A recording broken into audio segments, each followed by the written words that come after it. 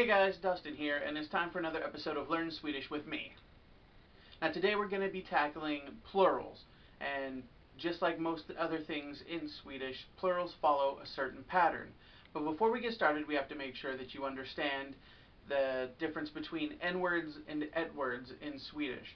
So if you're not familiar with that, go ahead and click the annotation, which should be somewhere right about now, and that'll take you back to a previous video where I explain what that is.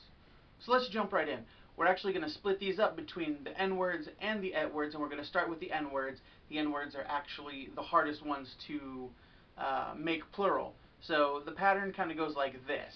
If your N-word ends in an A, to make it plural, you change that A to an OR.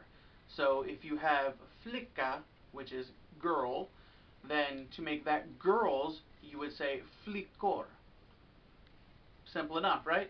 If your noun ends in an E, like pojke, which is boy, in order to make that boys, you would make that pojkar.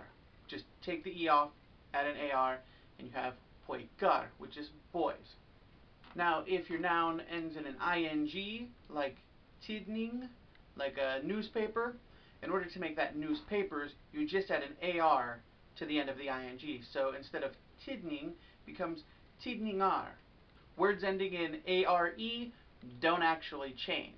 So if you have läkare, it's going to stay the same no matter it means doctor or doctors.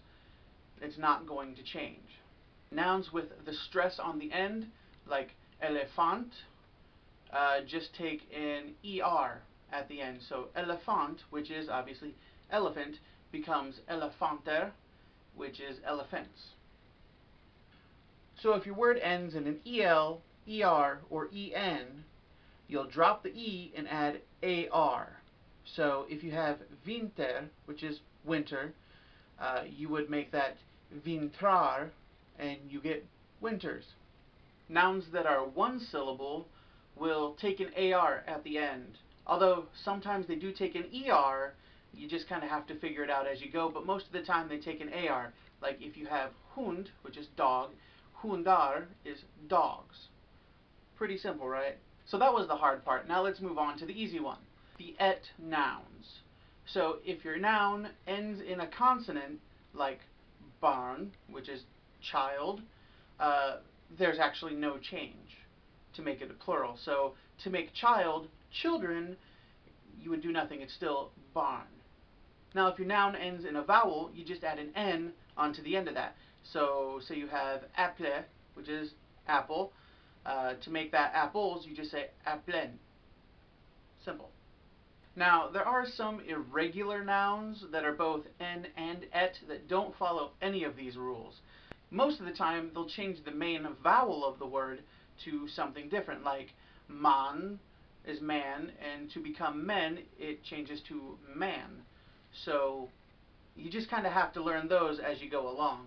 And that's that thing I was talking about before, where Swedish always follows a pattern except for when it doesn't. And of course, this is when it doesn't. So that's all there is to plurals. If you take it slow, think it out, you shouldn't have any trouble until you run into those irregular nouns. But if you're paying attention to people speaking to you, you've probably already picked up the one you need anyways. So that's it for this episode. Once again, if you like what you're seeing, click the subscribe button up there, and I'll see you later.